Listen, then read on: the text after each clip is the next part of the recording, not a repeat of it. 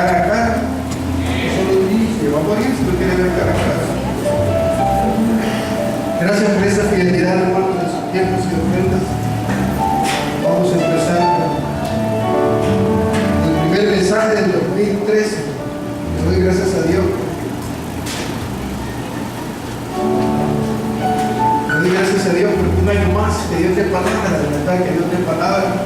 Y lo que siempre digo que me gusta porque no solo yo predico, y que predica el pastor Fraza, la pastora general, la hermana Evelyn, mi hija, la pastora de jóvenes, y quien se suba a predicar aquí, Dios lo usa. El último mensaje del pastor Fraza del viernes fue un gran mensaje. Toda la semana el Señor nos estuvo con diferentes mensajes en los cultos de primicia, así que le doy gracias a Dios. Y le doy gracias a Dios porque cuando uno viene y se despoja de lo poquito que puede saber secularmente, quizás de oratoria o de algo, esto no es de oratoria, esto es de ilusión, y esto es de gracia de Él, porque el pueblo necesita respuesta a los problemas. Amén. Entonces uno no puede venir a inventar. Entonces yo estoy seguro que todos los que utilizan este púlpito pasan tiempo con el Señor. Entonces el resultado es el beneficio para nosotros. Así es que 2013, 4 años más, he estado predicando 5 años como Dios. Uno de mis miedos y de mis terrores de venirme para acá cuando me vio el pastor Carrán fue, y yo, ¿qué voy a predicar? ¿Qué voy a hablar? Cada domingo, ¿cómo? Si cuando me ponía a predicar ya más una vez cada 4, 5, 6 meses, y me avisaban con anticipación, ay, no hallaba cómo, pero la gracia y la misericordia de Dios me encanta. Amén. Así que por eso le doy un aplauso al Señor por su misericordia. Te voy a hablar de un tema que se lo mencioné más o menos en uno de los cultos de estos días, de los cultos de primicia. Yo siento que hay una deficiencia, oiga bien, una deficiencia en el cristiano. Deficiencia no es que sea algo malo, sino que es como una debilidad a ciertas actividades o una deficiencia en el desarrollo de mis actividades y de mi vida. Amén. Quizás puede haber una deficiencia. Yo tengo una, se lo voy a decir. Yo soy ordenado, pero soy desordenado. Entonces yo necesito a alguien que sea ordenado para que me ayude en esa deficiencia. No es que sea negligencia, me explico, es deficiencia. O sea, lo hago y me trato de ordenar y voy, pero después se me van acumulando los papeles. Yo quisiera ser eficiente en el orden de que cuando venga un documento yo pueda ponerlo en cada folder que va, o sea, en cada expediente.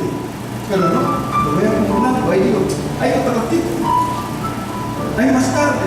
Y ese ratito más tarde, mañana se me convierte en semanas, en meses, y con vergüenza. Y ahí está la pila de papeles.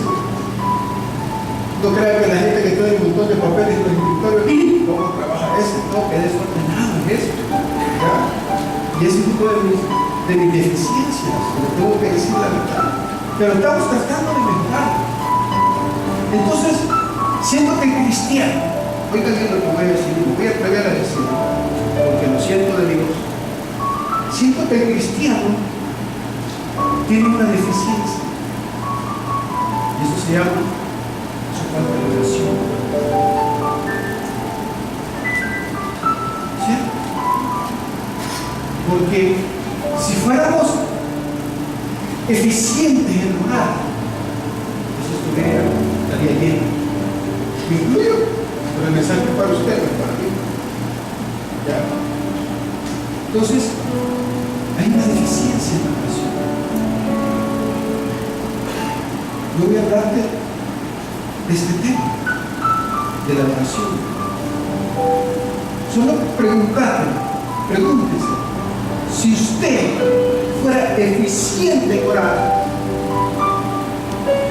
¿cómo estaría? O más, mejor hacer una pregunta para que vea, no voy a levantar la mano. ¿Cuánto tiempo diario dedicar a la oración. Eso nada más.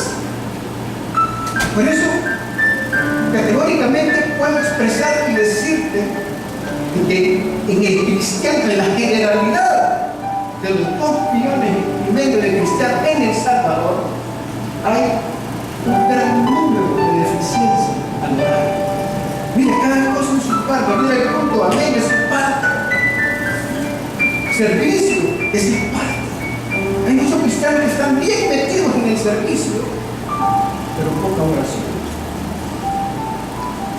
Hay unos que sustituyen. No, Señor, ya fui a la iglesia y no voy a orar. No, son dos cosas completamente diferentes. Amén. Son dos cosas, así como tu cuerpo, alma, el ser humano, cuerpo, alma y espíritu. Así hay elementos básicos en la vida del ser humano, como comer, hacer ejercicio y descansar. Esas 3 cosas son básicas en el ser humano y tienen que ser balanceadas. Imagínense solo comiendo. Porque estamos pasados de libra, pero nos educamos cachetitos. No hacemos ejercicio. Sí. Pero sí bien. Buenos para el diente. Pero no hacemos ejercicio. Y sí descansamos bastante. Toda la tarde aquí en el hotel. El dedo ya es automático que entras en tu cuerpo. No vas a la cama, sino que empiezas a ver dónde está el control. El descanso, sí. Pero no hay ejercicio. Entonces, cuando no hay ejercicio, hay un desbalance. Amén. Entonces, tenemos que comer bien, con una dieta balanceada. No solo carbohidratos, etc. Hay que meterle verduras, hay que meterle agua al cuerpo también. Como no bastante suficiente. Pero es un poco. Otra deficiencia del ser humano. Pero Coca-Cola y café, hasta 5 tazas de café. Coca-Cola en todo momento. Pero agua. Entonces, balanceado. Amén. También ejercicio, levantarse y caminar. A veces ustedes lo ven en los pies en la noche o en la mañana. Yo no sé qué puede hacer acumulación de no sé. Yo me imagino que la sangre le llega a uno, no sé cómo, porque uno empieza a caminar como que todo eso se le va disipando bien, no sé, médicamente cómo es. Lo que sí le puedo decir es los síntomas míos por no hacer ejercicio. Amén. Eso es algo balanceado. Entonces el cristiano, bueno, yo la comida, yo la puedo comparar con la palabra de Dios. Tú tienes que leer palabras, citar el libro. Ya vimos cómo se transforma uno a través de la palabra. ¿Por qué no se acabó el mundo el 21 de diciembre? ¿Por qué? Porque se equivocaron los malos cartos. Porque nos trabajos no es humano. ¿Sabe por qué? No está en la palabra sencillamente. Lo que transforma es la palabra de Dios. Lo que te hace llorar a ti es la palabra de Dios. Lo que te transformó fue cuando te presentaron a Cristo vivo y te dijeron, mira, aquí hay algo diferente. Tú dices, el alimento. Palabra es el alimento. Gracias, Señor. Me voy a ocupar más tarde. ¿Ya? Comiendo, eso es comer palabra, Biblia, tráigase la Biblia, Señor, que Biblianito, amén. Pero esto es el alimento que usted tiene. Esto, palabra. Hay un ejercicio. Hacer ejercicio para mí, espiritualmente hablando, es un ministerio de la iglesia. El ministerio por excelencia se falta de Dios, es una serie. Es el trabajo, y con todo respeto a mis hermanos diáconos, ya, pero venir a servir el diaconado del domingo ahí muere. Lo necesitamos, le voy a decir, el pastor ya dijo, entonces ya nadie va a venir. No, sería un caos si ustedes no supieran venir. Lo que les quiero decir es que venir el domingo, amén, hay un gran servicio para el Señor. Sin ellos, imposible, fuera un caos todo. Pero, me voy, hicimos por el completo, el verdadero ejercicio espiritual es en la cena. Donde usted de su casa y la gente llama por teléfono, sale en la madrugada, etc. Son muchas cosas. Amén. Yo tomo como el descanso, como su cuerpo necesita un descanso. Imagínense si no duerme. Usted se acuesta como a las 2 de la mañana y se levanta a las 6 o a las 5 de la mañana y un descanso al alma. Entonces espiritualmente yo puedo traer lo que es el descanso a la oración. La oración es donde usted encuentra la respuesta, su descanso, nuestra oración colectiva. Amén, eso está bueno. Y nosotros en la iglesia oramos más de lo normal. Estamos una hora en oración. Amén. Pero eso no es suficiente. A la oración que yo le llamo, y le voy a hablar en la oración íntima, a su tiempo devocional y privado. Por eso le digo, ¿cuánto tiempo vas a orar? Ahí está. ¿Cuánto tiempo pasa orando? ¿Cuánto tiempo? Porque es una deficiencia. Miren, yo les comentaba en los cultos de semana, yo le dije, Señor, si es tuyo, por favor, quítame esta aflicción y esta aflicción. Y tuve paz. Empezamos el culto de premisas en el primer domingo. Vinieron con todos, vinieron y con todo, espiritualmente fortalecido, con una fe, pero ¿para qué le cuento? Fe como resultado de primicias. Vino una señora, se paró al frente de la iglesia, le dio el título, le dijo a mi hija, corre que $1,000 de mi frente. ¿No de qué? Y el Señor mandaba el resto. Dios está viendo respuestas, pero el 3 me levanté angustiado, me levanté afligido. Entonces yo decía en mi cama, meditando, Señor, era como a las 2:30 de la mañana, 3. ¿Cómo es? O sea, ¿cómo es? En mi cama le decía, porque yo me he llenado la boca de decirles que Dios es fiel y cómo hemos empezado un buen año, hubo una buena asistencia, hubo una gran presencia de tu Santo Espíritu el primero y el 2, y yo estoy angustiado por el daño que venía, y si me quedo sin trabajo, y si no me viene ningún cliente, ¿y cómo voy a hacer para pagar la luz, el agua, la casa, la gasolina? Y empezó mi mente a posesionarse, no un demonio, sino que una angustia interna que me levanté angustiado todavía. Fui a mi lugar donde usualmente todos los días estoy con mi Señor, y el Señor me llevó a una respuesta tan sencilla, y quiero compartírsela en Santiago capítulo 5,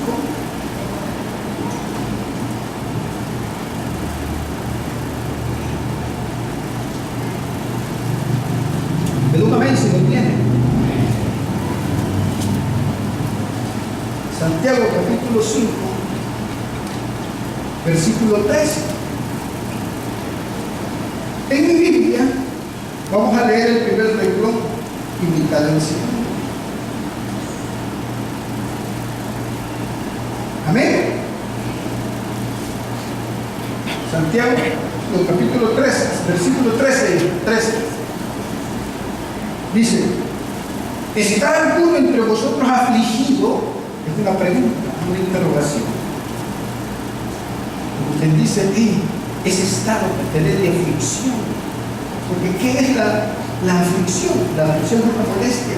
La aflicción es un dolor, es un sufrimiento físico, es un sentimiento de tristeza, es un abatimiento, es una congoja, es una tribulación, es un desaliento, es una ansiedad, es un miedo. ¿Amén? Esa es una aflicción. Hay muchos síntomas de la aflicción, inclusive uno empieza a sudar. Hay síntomas de incredulidad. A mí me pasó, Señor, y si no gano nada el otro año,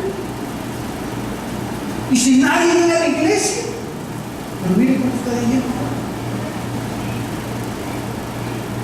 ¿Sería la aflicción falta de fe? Eso sí me explico. Yo decía, Señor, son síntomas que no me dio. Culpa. Y quizás me pueden no venir nadie porque quizás fui muy ineficiente en esto. Una ensarta de pensamientos malos que vienen apoderándose de su mente y que le traen consecuencias toda esa duda. Le traen consecuencias de un estado de ánimo depresivo. O sea, un bajón, como le llamamos. No hay productividad. Esa es la aflicción. ¿Qué va a pasar con mis hijos? Mis amigos en la universidad se van.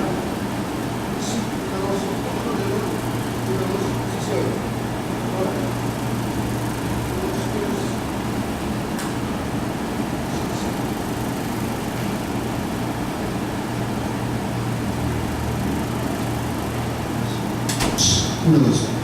Y si mi hijo se pierde en la hora, ¿qué ha pasado? Siempre lo he tenido en mi mano. Siempre lo he visto, nomás alzo los ojos o levanto la cabeza y ahí está. Haciendo que me dé en el cuarto, pero ahí está. ¿Sí? Y si se me pierde en la hora, y si yo llego a viejo no tengo nada, ni casa, ni una pensión, ¿qué va a hacer de mí? Aquí, hermano. Entonces, cuando me levanté y le dije, Señor, ¿cómo es posible? El Señor me dio la respuesta. Sencillamente. Y ahí estaba. El 13 dice, ¿está alguno entre vosotros afligido? ¿Qué dice? Nada más. Pero nada más. Está la respuesta teológica, la gran revelación. Dios es sencillo, se lo he dicho muchas veces, nosotros lo complicamos. El problema es que en lugar de ser obedientes a lo que dice la aflicción, y sí, hermano, lo comprobé. Empecé a orar y volvió la cultura espiritual. O sea, esa poca pérdida de sano juicio que yo tuve, volví. Y entonces entendí que la aflicción es normal y común en todos.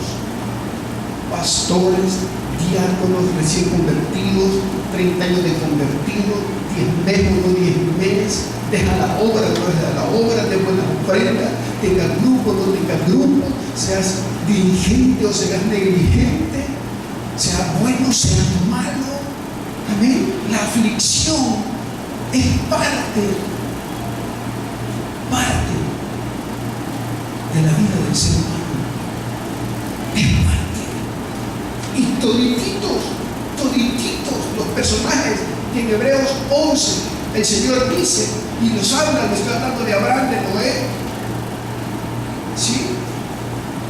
Estoy hablando de Jacob, de Enoc, todos tuvieron una aflicción, pero todos hicieron una respuesta, tuvieron una respuesta a la aflicción, que es la oración. Hermanos, el problema es que no tenemos el primer efecto, o sea, la primera acción que debemos de tomar cuando nos sentimos afligidos es orar, y lo que menos haces es eso. Quizás lo primero que haces es agarrar el teléfono, llamarle quizás a tu líder o a tu pastor, que no es la primera opción que tenés. Aquí, hermano. Yo no estoy diciendo, el pastor dijo, no le hablemos, no. Tu primera opción, tu primera obligación, lo primero que tú debes de hacer cuando te sientas angustiado, que quizás te van a quitar del trabajo, o lo que tengas, la aflicción, lo que te hace sudar, lo que te quita el sueño, es sencillamente hacer eso. Dice, ¿está alguno entre vosotros afligido? Haga oración. No es llamar a tu amigo el diputado de licencia, o tu amigo que está trabajando 12 papuchero para que te preste. En las enfermedades, lo primero que hacemos es correr del médico. Yo no digo que está mal, está bien, pero ya eso es lo primero. Ya lo expuso usted al Señor, esa angustia, esa aflicción que viene por la enfermedad. Ahí está, mira, ahí sí. ¿Está alguno alegre? Dale alabanza. Dale el otro 20. El 13, el 14. ¿Está alguno enfermo entre vosotros? Llame a los ancianos de la iglesia. ¿Y qué dice? Y oren por él. Por eso pregunto por tercera vez, ¿cuánto tiempo pasas en intimidad con el Señor? Repito, no estoy hablando de la hora que adoramos al Señor en cada culto, no estoy hablando de eso. No, tú, en tu casa. Él sabe por boca tuya, por tu hablar, por tu lloro, tu llanto en oración de las necesidades que tú tenés. Hay una palabra, el apóstol Pablo dice, sean conocidas vuestras peticiones delante de Dios con súplica, con ruego. O sea, has sido tú, le has expuesto al Señor, o decir, Él ya lo sabe. Eso es un error, sí, Él ya lo sabe. Pero lo que sucede es que cuando tú te encaras en tu lugar secreto, en tu lugar de intimidad con Dios, puede ser tu cama, tu cuarto, el baño, etc. Yo les he contado que mi esposa baja a la sala a orar. Yo no puedo bajar a la sala a orar. Ya les expliqué por qué. Me da medio que bajar la grada. Siento que un diablo te va a agarrar del buche. ¿Ya? No, tengo mi lugar en la esquina. Lo que está diciendo Santiago es, ya fuiste a exponerle a Dios tu problema.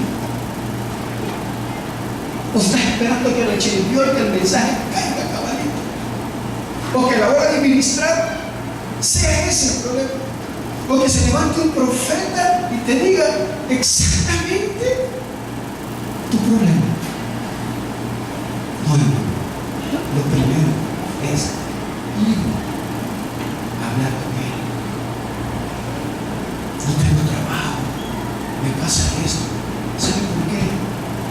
Porque cuando tú lo haces, hay un efecto de paz, de sabor. Cuando tú confesas a Dios en primer lugar tu angustia, lo que te concoja por dentro, lo que te aflige, lo que te quita el sueño.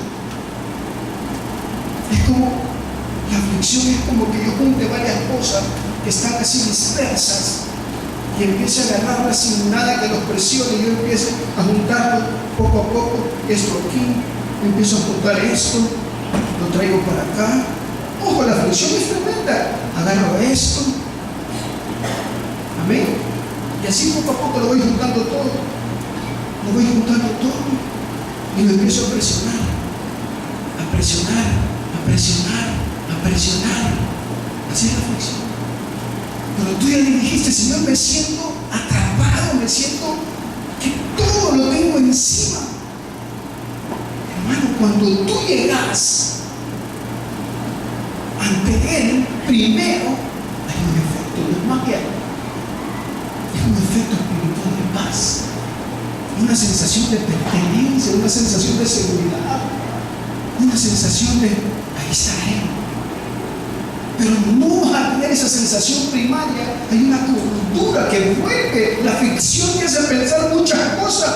La aflicción te hace ver caminos que no son los que debes de tomar. Pero cuando tú llevas primero en oración a Él, Él te pone paz y te dice qué vas a hacer. Ya tú no confundes la consejería. La consejería no es que yo venga y te diga qué vas a hacer. Porque si te sale mal algo y yo te lo digo, ¿quién tiene la culpa? ¿Vos o yo? ¿Yo? ¿Por qué? Porque yo te dije lo que tenías que hacer. ¿No? La solución a la aflicción y la solución a tus problemas y a tu respuesta es que tú, cuando te sientas presionado, compresionado y vayas a orar, empiece a, ¿cómo sería? A descompresionarse poco a poco. Llegas a un punto de que ves la cosa más grande y de repente esa angustia se acabó y se fue, pero no como una pastilla, ¿sabes? Sino que porque el afligido ora, y cuando ora Dios le escucha, y cuando Dios le escucha manda a sus ángeles que le ministren paz. Amén, hermano. Entonces son como tres cosas rápidas porque el tiempo avanza. Uno, miren, no puedo decirte que este año que tengamos como lema que vamos a ser diferentes.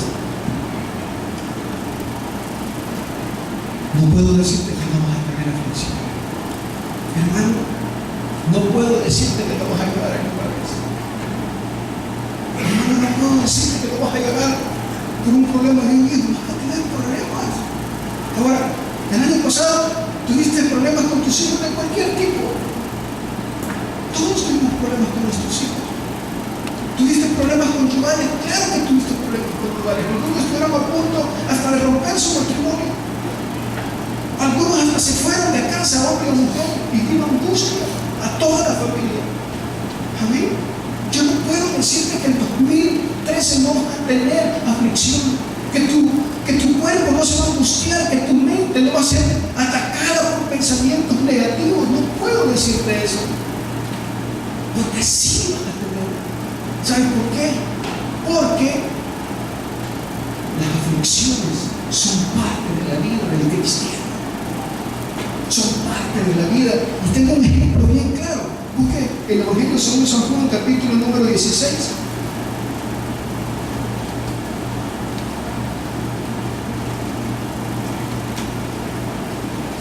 El Evangelio según San Juan. O sea, te estoy dando algo que va a pasar, pero también hay respuesta buena a eso. Así que lo primero, San Juan 16, 33. Ven, deja un amén si lo tienes. Ojo, estas cosas os he hablado para que en mí tengáis paz. Jesús está diciendo. En algunas Biblias está en rojo. Amén. Y cuando está en rojo es Jesús hablando. Y esa es una parte que su vida debería de estar en rojo. Y dice: estas cosas os he hablado para que en quién tengáis paz, en Él. Dice: en el mundo tendréis ¿qué? Aflicción. Se lo está diciendo a sus discípulos. Anticipadamente les estaba diciendo: mire, ahí es, en esa parte cuando el Señor Jesús le estaba diciendo: mire, yo de cuál proviene el Espíritu Santo. Y el Espíritu Santo toma un papel protagónico en este tema de la aflicción y la oración. Y cuando el Señor les dice: en el mundo tendréis aflicción, pero confiad, yo he vencido al mundo. El vencimiento fue la cruz del Calvario. ¿De dónde cree usted que Jesús agarraba fuerza para seguir adelante? La oración. Cuando Jesús estuvo en Getsemaní, previo a qué acontecimiento fue esa escena de Getsemaní, y ahí lo apresaron. ¿Sí? ¿De quién? Eso les decía: si yo Si con el árbol, no me acuerdo esa parte, si con el árbol verde hacen leña, dice, algo así.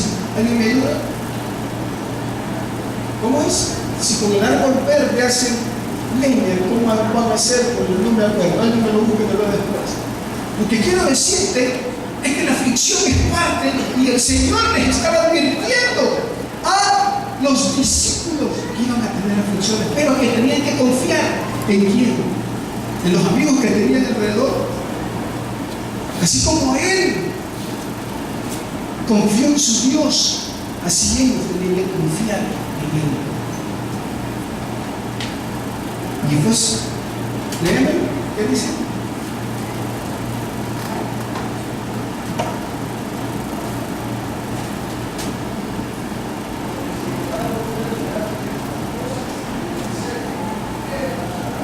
Si a él hicieron de todo, lo afligieron, lo abatieron, ¿qué no te va a pasar a nosotros? Pero ojo, hagamos lo que hizo. De Getsemaní salió con fuerza. Esa oración para mí, amén, la cruz, que tiene un significado redentor, etc. Para mí la victoria verdadera de Jesús fue en Getsemaní, en la oración. Porque ahí dependía si él seguía o no seguía. Como humano, él tenía el derecho también de poder decir, yo no. Aquí. Pero allí agarró fuerza. Su angustia, en el Evangelio según San Marcos dice que era tanto su angustia que su sudor era como gotas de sangre. Se ha comprobado que la aflicción a veces puede llegar a tal grado que puede brotar sangre como gotas. Pero el Señor agarró fuerza de él. Y el contexto de eso es el Espíritu Santo. Entonces, Dios les estaba diciendo, van a tener aflicciones, pero ojo, en mí van a tener paz. En otras palabras, si ustedes me buscan en esos momentos de angustia, de tribulación, ustedes van a tener paz. Y miren si no fue cierto. Pasar el video de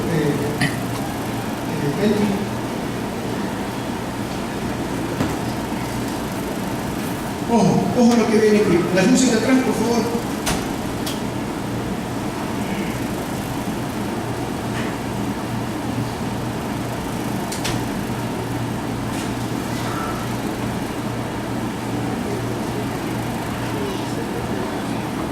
Betty.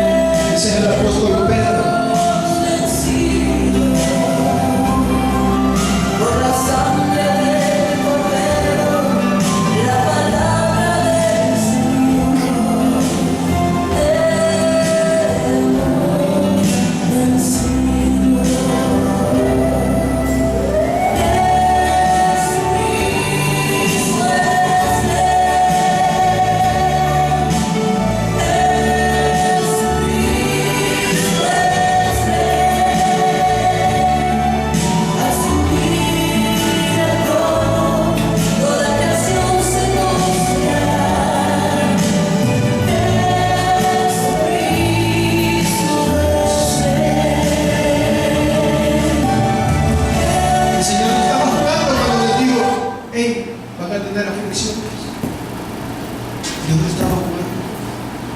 Y así eran los primeros mártires. Gracias a Dios que ese tipo de aflicciones no las tenemos ya nosotros. Ustedes no van a cortar la cabeza por hablar del Evangelio, no se preocupen. No lo van a dar a pedradas, por lo menos aquí en El Salvador. Si ustedes se van a levantar a 20, 30 o 30, 40, no sé cómo se llama, allá en Medio Oriente, ahí sí todavía meten preso a Israel.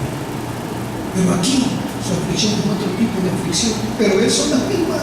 El Señor les dijo: van a tener paz en mí, pero siempre y cuando ustedes hagan lo que yo les digo, busquen el refugio y la fuerza en mí.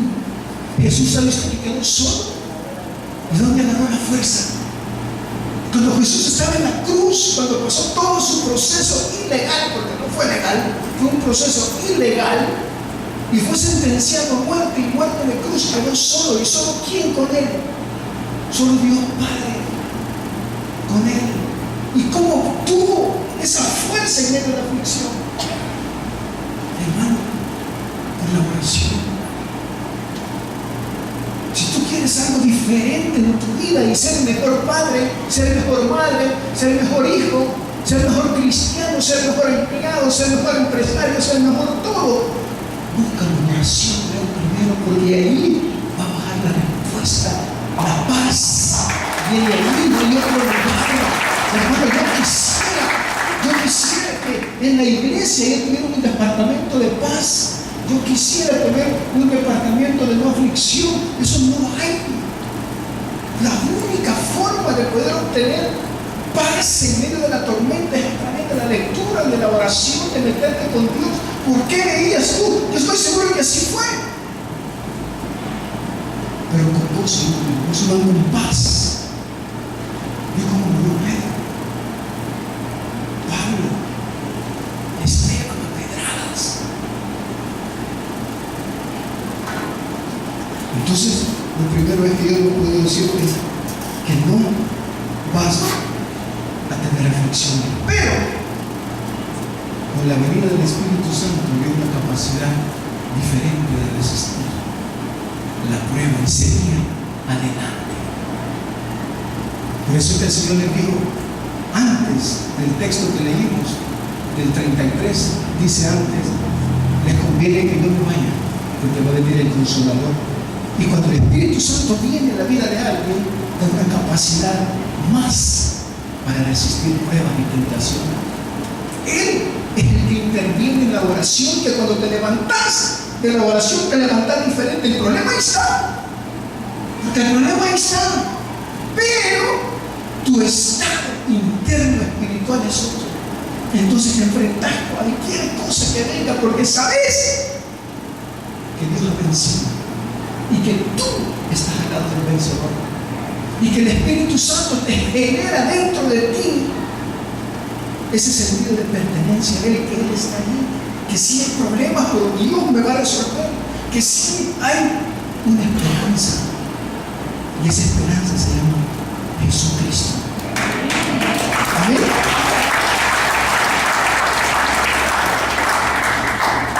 Segundo, no huyas.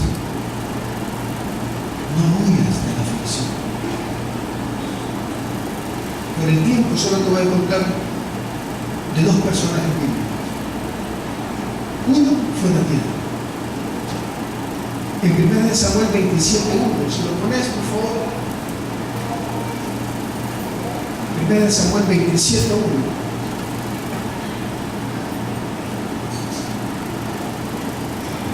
Dijo luego David en su corazón: al fin seré muerto algún día por la mano de Saúl. Nada, por tanto, me será mejor que fugarme a la tierra de los filisteos, para que Saúl no se ocupe de mí y no me ande buscando más por todo el territorio de Israel, y así escaparé de su mano. Saúl estaba persiguiendo a David. Fue tanto la aflicción de David que dijo: me voy. Habían dos acontecimientos ahí. Antes, uno había sido ungido por rey, pero no había reinado todavía. Había sido ungido como rey de Israel, pero todavía no había reinado. Y segundo, ya había matado al gigante Me hago una pregunta: ¿cree usted que el Señor lo iba a ungir por rey? ¿Lo iba a exaltar delante del ejército para que cayera en manos de Saúl? ¿Sí o no? No.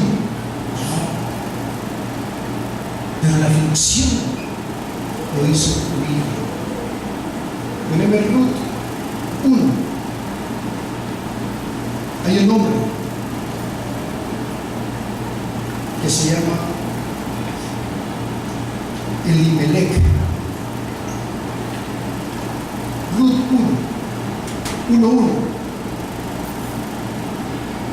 Aconteció en los días que gobernaban los jueces que hubo hambre en la tierra, y un varón de Belén. ¿Sabe qué significa Belén? La tierra del pan. ¿Sí? De Judá fue a morar a los campos de Moab, él y su mujer y sus 2 hijos. Dale por favor el 2. El nombre de aquel varón era Elimelech, y el de su mujer Noemí, y los nombres de sus hijos eran Malón y Kelión, efrateos de Belén de Judá. Llegaron pues a los campos de Moab y se quedaron ahí. ¿Vale? Y murió, ¿verdad? Déjame el 2, porque eso viene de la segunda parte. Había hambre, había una hambruna en Israel a consecuencia del desorden moral y espiritual que había. Entonces Dios mandó una hambruna. Pero lo que hizo Elimelech fue irse. Se llevó a su familia y se fue. Hasta aquí. A veces es más caro el irse que el quedarse. Amén. Y le voy a decir por qué. Vamos a empezar con esto porque estamos ahí. Dale el 3. ¿Y murió quién? Marido de Noemí, y quedó ella con sus 2 hijos. Dale el 4, amigo, por favor. Los cuales tomaron para sí mujeres moabitas. Y el Señor había ordenado que jamás se juntaran con los moabitas. Aquí, hermano, mira hasta dónde puede llegar la aflicción de una persona que en lugar de quedarse esperando en su Dios, en lugar de buscar la oración primero, toma decisiones erradas y equivocadas y sale. Aquí, los cuales tomaron para sí mujeres moabitas. El nombre de una era Orfa y el nombre de la otra era Ruth, y habitaron ahí unos 10 años. ¿Vale? Y murieron también los 2. La desgracia fue peor. Aquí. Voy a irte a 1 Samuel 30. Vuelvo a David. David, angustiado, se fue, imagínense, a buscar refugio del enemigo, donde los filisteos. Y miren lo que pasó. 31. Cuando David y sus hombres vinieron a Siclag, Siclag era todavía una ciudad que era de Judá, del reino, era de Israel, pero todavía no había estado todavía en territorio de los filisteos. Era bien fronterizo con Israel. Entonces David fue a esa ciudad que le fue entregada por el rey, y habían asolado a Siclag y le habían prendido fuego. ¿Ven?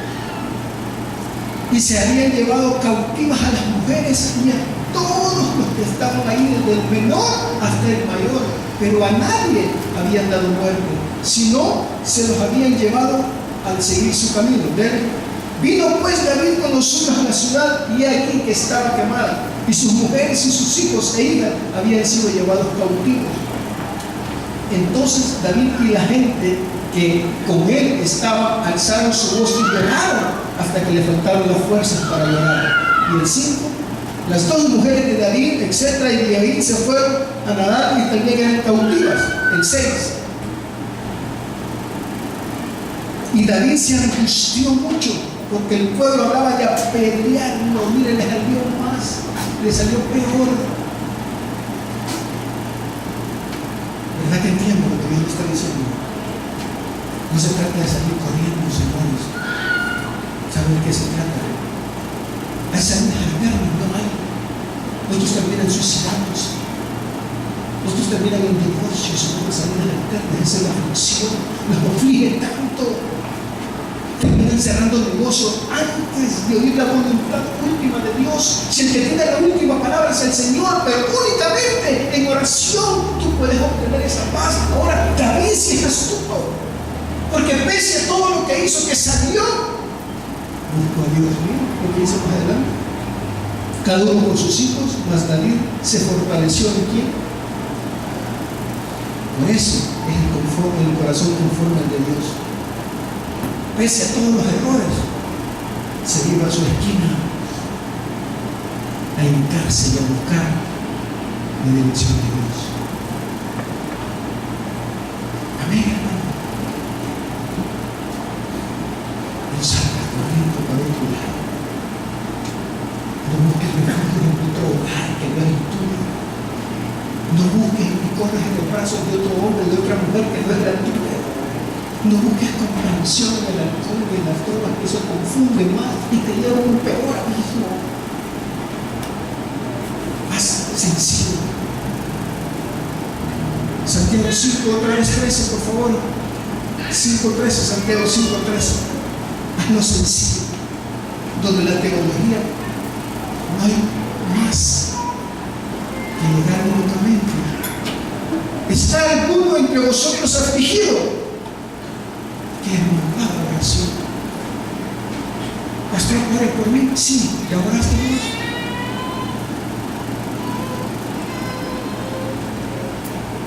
Hermano, una ofrenda, ya le pediste tú al Señor que te bendiga.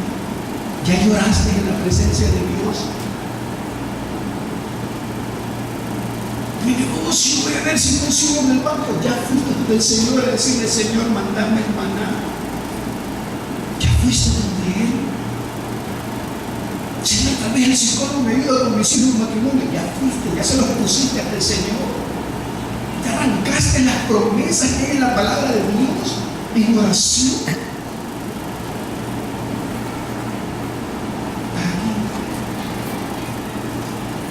lo primero en el 2013, señores, es eso: buscarlo a Él.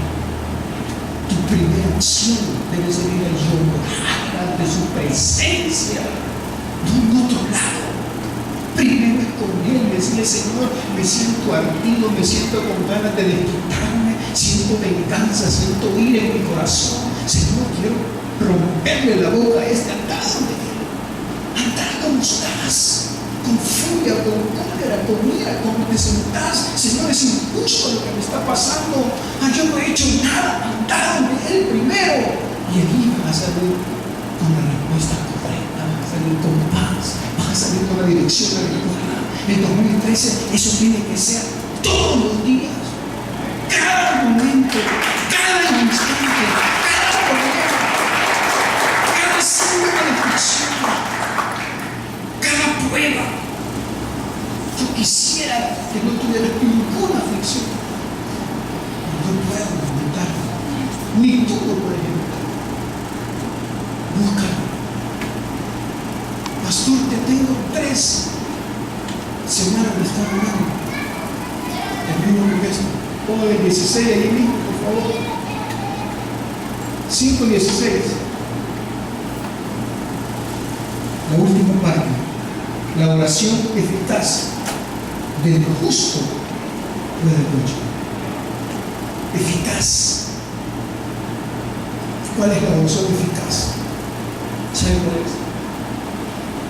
La que entiende que no importa el problema, hay un Dios que es más grande que ese problema que está viviendo. La oración eficaz es la oración insistente, la oración fervorosa, la oración con un don de fe que va más allá. No es la fe salvadora, no es la fe aquella, la convicción plena de que lo que está pasando lo vas a ver mejor que ese hijo que anda fuera de los caminos de Dios. Lo vas a ver adorándolo un día, que lo vas a ver como predicar. Yo no sé lo que te está pasando, pero la oración eficaz del justo, ¿cuál es el justo? Algunos dicen que los que andan derechos y rectos ante Dios, no creo que sean cerritos en esta zona. ¿Saben por qué? Veremos el que sigue. Ahí dice Elías. Elías era un hombre sujeto a pasiones semejantes a las nuestras y oró fervientemente para que no lloviese, y no llovió sobre la tierra por 3 años. Elías, después que Elías